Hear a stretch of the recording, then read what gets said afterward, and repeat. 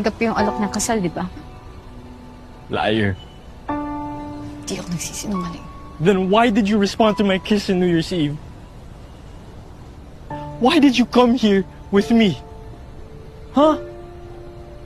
Ano ako sa'yo? Ano ako sa'yo, Jay? Tell me that night was a lie. Say it. Tell me that it meant nothing to you.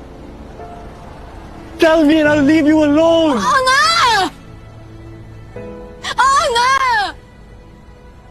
Hindi ako sigurado sa nararamdaman ko, pero ito yung tama. Si Yuri na dapat. Kasi that fucking engagement. Yun yung tama, Kiefer. Hindi ko kaya isipin o makita na nasasaktan si Yuri sa parehong dahilan. Kaya kahit hindi ako sigurado, kahit na hindi ko maalis sa isip ko, kahit na alam ko iba isa